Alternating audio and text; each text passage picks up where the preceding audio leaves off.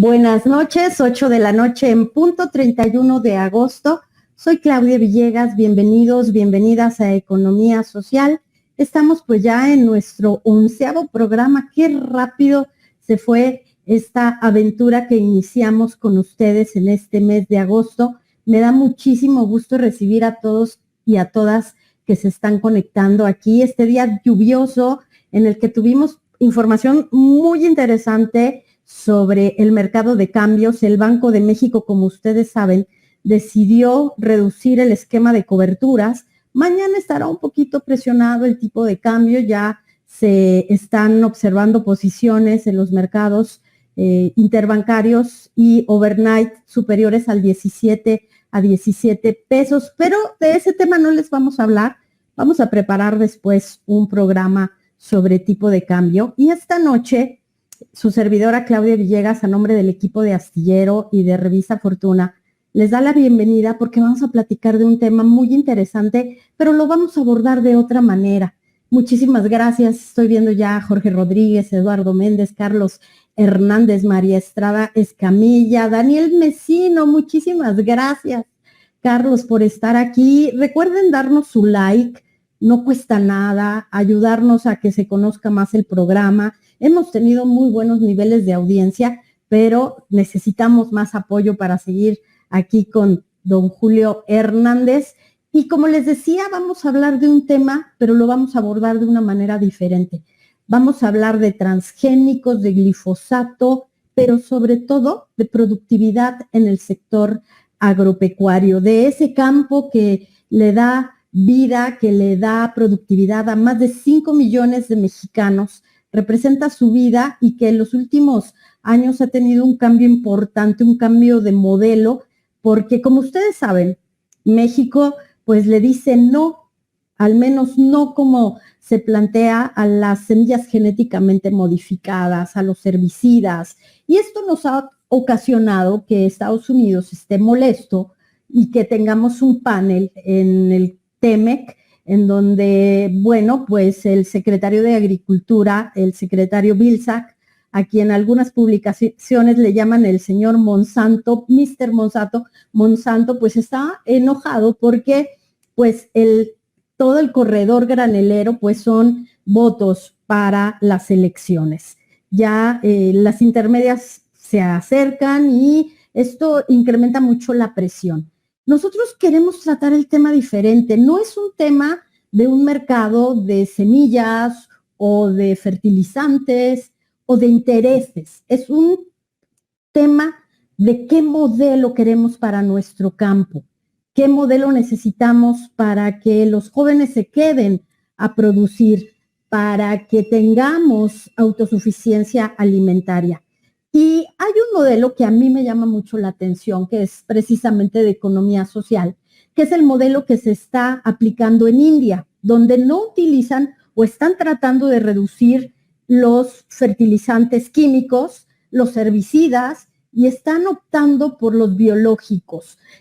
Yo quise invitar en esta ocasión aquí en Economía Social, nada más y nada menos que a Roberto Escalante. Roberto Escalante es una autoridad en este tema. Él es presidente de Estrategia y Asuntos Corporativos para América Latina en UPL, que es un gigante de estas soluciones para el campo. Más allá de hablar solo de UPL, quisimos invitarlo para platicar sobre este tema. Realmente es una discusión sobre genéticamente modificadas las semillas. No, es una discusión de modelo de país.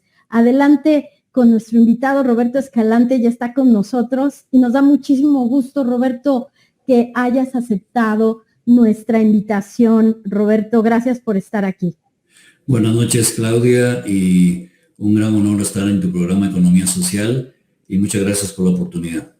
Al contrario, Roberto, vamos a poner en la cajita de herramientas del programa Economía Social tu larga trayectoria, tu experiencia en países como Cuba, también que formas parte de PROCIT, que es una asociación que agrupa a las compañías multinacionales del negocio de protección de cultivo y biosoluciones. También formas parte del Consejo Directivo del Consejo Nacional Agropecuario Y yo quiero preguntarte, Roberto, ¿hay opciones, además de todo este tema de de las semillas genéticamente modificadas, hay opciones para tener agricultura sustentable y sostenible? Por supuesto que sí, Claudia, muchas gracias por la pregunta. Y yo quisiera tal vez, Claudia, para ubicarnos un poco en el tema, decir que en México somos 132 millones de personas actualmente. Según el último análisis de Coneval, estamos hablando de 47 millones de personas en situación de pobreza, que de acuerdo con esa definición, quiere decir que no tienen suficiente poder adquisitivo para adquirir la canasta alimentaria. En el 2030, o sea, en 6 años, vamos a ser 138 millones de mexicanas y mexicanos. Esperanzadoramente, así como se logró en los últimos años, de 2018 al 2022, reducir 5 millones de personas en México en situación de pobreza, esperamos que en estos próximos 6 años, más de esas 47 millones, un buen porcentaje de esas 47 millones de personas que están en situación de pobreza actualmente, puedan acceder a la canasta alimentaria.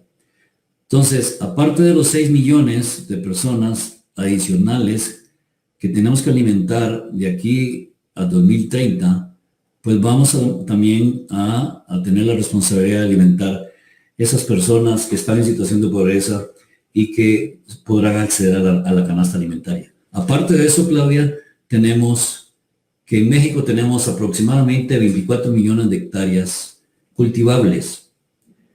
Área cultivable que está bajo muy alta presión.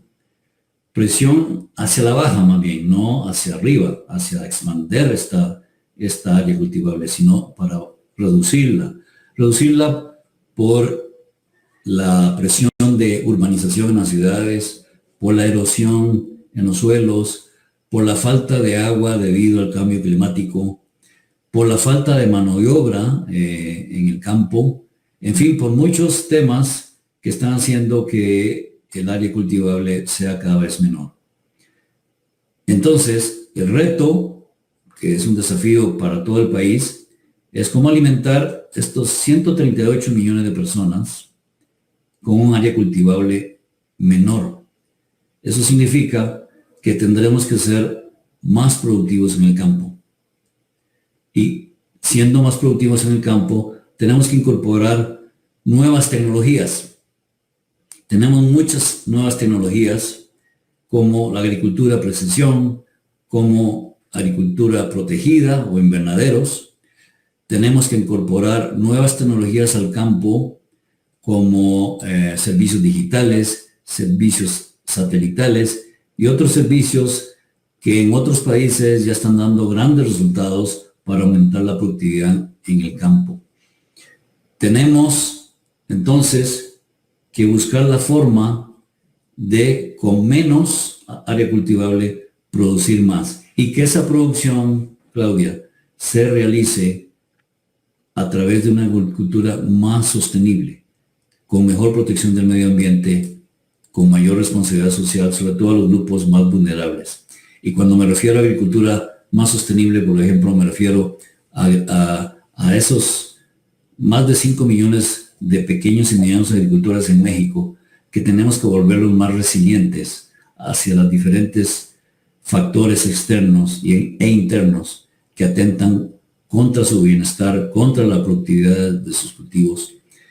Y entonces buscar la manera de que la producción de alimentos sea mayor, de nuevo, pero bajo esos lineamientos de una agricultura más sostenible y sobre todo de protección del medio ambiente. Sobre todo, entonces, sí hay grandes soluciones que tenemos disponibles para el campo mexicano. Roberto, la India, como otros países con gran necesidad de alimentar a su población, Roberto, están optando por estos otros caminos. es una tendencia en el mundo, Roberto, a que se aleje la producción, la productividad de los modelos de semillas genéticamente modificadas, de herbicidas. Estamos en el camino correcto porque hay una narrativa que dice, no, es que la solución son estas ofertas de tecnología que tienen en Estados Unidos. ¿Tú qué opinas de esto? Claudia, no hay una solución, creo yo, mi opinión, no hay una única solución. Tenemos que tener una variedad, una canasta de soluciones que pasa por los transgénicos que han demostrado a lo largo de casi 3 décadas de que han contribuido mucho al aumento de la productividad en el campo. Tenemos la ciencia de protección de cultivos, que es una de las industrias tal vez más reguladas que tenemos. Incluso podría decir que la industria de protección de cultivos, o los plaguicidas, para decirlo con el nombre común, es una de las industrias que más estricto escrutinio tiene de las diferentes áreas de salud, de sanidad vegetal y animal y de agricultura. En el caso de México, COFEPRIS, SENACICA y SEMARNAT. Son 3 instituciones ejemplo a nivel internacional que lideran la regulación sobre los plaguicidas. Pero también tenemos últimamente una tendencia muy adecuada, que es administrar esa carga química que aplicamos al campo con soluciones igualmente competitivas y efectivas que hagan que el campo produzca más y mejores alimentos. Y hay muchas soluciones donde productos que podemos llamar biopesticidas basados en microorganismos o en mismos estratos vegetales y otros organismos están haciendo que la agricultura pueda producir más y mejor, protegiendo el medio ambiente, protegiendo los suelos, protegiendo las fuentes de agua. E India es uno de los países líderes en esta tendencia, Claudia. Roberto, hay una tendencia también a revisar intensamente este tema de los plaguicidas, y también se ha dicho que si en México hubiera prohibición de algunos plaguicidas adulterados, y ya nos has dicho que hay una gran vigilancia por parte de SENACICA, habría una disrupción en los niveles de producción. Estaríamos realmente en problemas. Pero yo quisiera que nos hablaras un poco, no solamente de las grandes producciones agrícolas en manos de empresas, porque yo sé que ustedes han estado trabajando mucho con pequeños productores. ¿Cuál es la opción para estos pequeños productores a que tienen acceso a lo que pueden, Roberto, lo que pueden comprar? ¿Cuál es la opción para ellos? Sí, gracias, Claudia. Primero, déjame mencionar un poco precisamente los desafíos que hemos estado expuestos en los últimos años en México hacia la restricción o prohibición potencial de plaguicidas. Según datos de la FAO, Claudia, la falta, déjame decirte que por diferentes factores, la producción o las siembras de cultivos a nivel mundial, dice la FAO, de esas siembras, en forma, voy a decir natural, se pierde del 35 al 40% de esas cosechas por diferentes factores, por clima, por inadecuada atención de los cultivos, por falta de atención de los agricultores a tiempo de sus cultivos. Pero además, dice la FAO, si no hubiera a disposición las soluciones que los plaguicidas brindan a los agricultores, se perdería un 40% adicional. Entonces, tenemos que analizar en forma científica, en forma cuidadosa, cualquier restricción o prohibición a los plaguicidas, porque ya decía al inicio de nuestra conversación que tenemos un gran desafío de alimentar a 138 millones de mexicanas y mexicanos con una área cultivable cada vez menor. Si le quitamos soluciones a los agricultores que les hacen disminuir su productividad, podríamos estar causando una potencial crisis alimentaria. Entonces, hablando específicamente de pequeños y medianos agricultores, sí, tanto nuestra empresa como otras en la industria, estamos muy enfocados en México a proveer soluciones a esos pequeños y medianos agricultores, brindándoles tecnologías que aumenten la productividad de sus cultivos. Tenemos casos, por ejemplo, donde, puedo mencionar el caso de maíz, donde en el sur del país tenemos agricultores que obtienen rendimientos de 1.5 toneladas por hectárea a 3, tal vez, toneladas por hectárea, pero tenemos en el Bajío y en el Pacífico agricultores que obtienen de 12 a 15 toneladas por hectárea. ¿Por qué en el Bajío y en el Pacífico se obtiene más rendimiento? Porque ellos están utilizando esas últimas tecnologías, porque ellos están usando las mejores prácticas agrícolas. Eso lo tenemos que transferir a los pequeños y medianos agricultores en el sur. Si lográramos al menos duplicar esos rendimientos de 1.5 toneladas por hectárea o 3 a 5 o 6, imagínate el volumen de producción que estaríamos creando adicionalmente.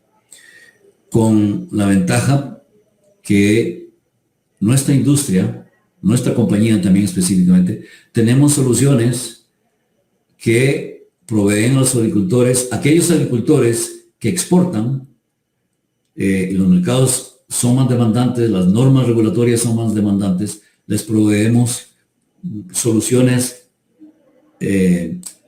diseñadas específicamente para sus necesidades, así como en la parte de los pequeños agricultores diseñamos soluciones competitivas y de costo competitivo y muy eficientes para sus necesidades.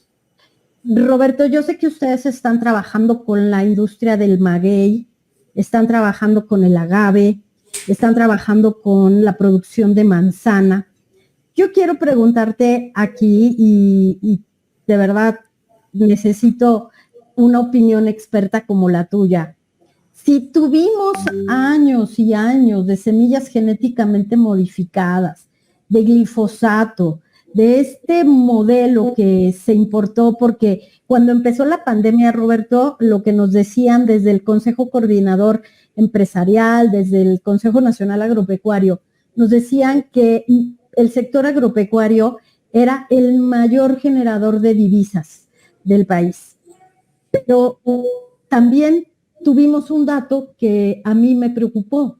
No somos autosuficientes en maíz y ustedes con una tecnología diferente, sustentable, que recupera las tradiciones de cultivo de las regiones, están logrando incrementar la productividad por hectárea. Entonces, Roberto, el modelo anterior estaba fallando.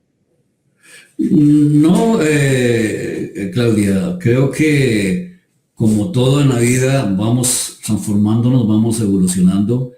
Lo importante, creo, para el país es estar atento a las nuevas tecnologías disponibles, que hay muchas, que nuestra industria y otras industrias quieren poner a disposición del agricultor en México con el fin de mejorar o fortalecer la seguridad alimentaria en el país, de contribuir a la autosuficiencia alimentaria.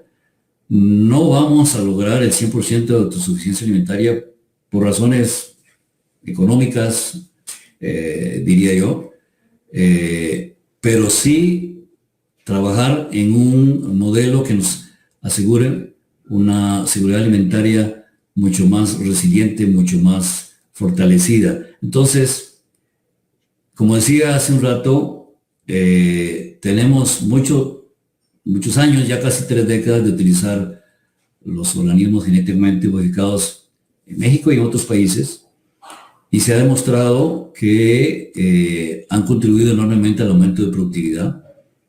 No se ha demostrado hasta ahora que causen un daño a la salud, y eso no dicho por mí, dicho por diferentes organismos internacionales.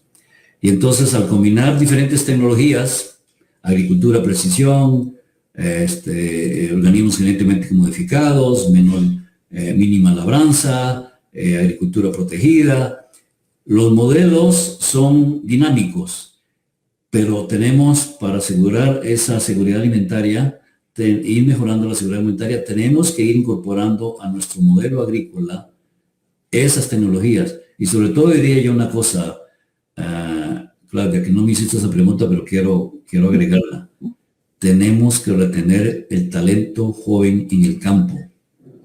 Hoy, la edad promedio en México y en muchos países es el mismo tema, del agricultor está arriba de los 50 años. Ya tenemos que irnos preparando para esa sucesión generacional, porque también asegurar que los jóvenes continúen en el campo, trabajando en el campo, va a asegurarnos una agricultura sostenible. Y eso es parte del modelo que tenemos que incorporar. Claro. Roberto, te agradezco mucho la prudencia respecto a este tema que bien dices que no se ha demostrado, pero déjame insistir que entonces la participación de la productividad a través de las semillas genéticamente modificadas necesita de actualizar tecnología, necesita de nuevas y mejores prácticas. Y este tema que tú mencionabas, fíjate que algún día hice un reportaje en Estados Unidos, en Virginia, y me encontré que había productores mexicanos que estaban cultivando tabaco en Estados Unidos y preferían dejar sus terrenos, sus parcelas en México y viajaban a Estados Unidos porque decían que había más productividad. Creo que para cerrar la conversación, Roberto, la productividad del campo mexicano debe elevarse ¿en qué medida, Roberto? Para retener talento, para alimentar a 138 millones de personas, para no depender de importaciones. La productividad del campo en México no se puede dar una cifra exacta, pero sí tenemos datos concretos de cuántas personas tenemos que alimentar, cuál es nuestro objetivo de seguridad alimentaria, cuál es nuestro objetivo en cuáles cultivos queremos tener autosuficiencia. Y entonces, en cada cultivo tenemos que establecer estrategias y modelos que nos lleven a lograr esos objetivos de autosuficiencia y seguridad alimentaria. Y ahí hay que aplicar diferentes tecnologías, Claudia. En el caso de nuestros compatriotas o nuestras compatriotas que migran hacia Estados Unidos, tenemos que entrar a analizar las causas de esa movilidad, de esa migración. Yo podría decir que alguna de las causas es precisamente que los bajos rendimientos y la baja rentabilidad, sobre todo en nuestro país, los agricultores que están del centro hacia el sur del país, sus rendimientos y rentabilidad son menores que del centro hacia el norte. Ahí tenemos que ver de qué manera adoptamos modelos, tecnologías que le hagan a ellos reforzar una agricultura familiar más resiliente. Y creo que hay un tema que no lo hemos entrado, pero tenemos que buscar la manera, y es buscar una organización que nos permita que los ejidos sean más eficientes, sin perjudicar el patrimonio de los ejidatarios. Esa estructura de tierra no permite a veces que logremos mayor productividad, no porque los agricultores no quieran, sino por la estructura que están diseñadas. Entonces, hay muchos países, y puedo hablar se me viene a la mente ahora el caso de Israel, con los kibbutz, Ellos se organizaron en cooperativas y están logrando rendimientos, desde hace mucho tiempo, rendimientos formidables, respetando el patrimonio de los cooperativistas. Entonces, sí hay muchas formas de lograr aumento de productividad haciéndole o respetándole al pequeño agricultor su patrimonio. Pero de nuevo, esto es algo que la sociedad en general y los sectores privados, público, académico, científicos, investigadores, extensionistas, empresas agroindustriales, etcétera, tenemos que sentarnos a brindar esas soluciones a los pequeños y medianos agricultores, sobre todo en este país.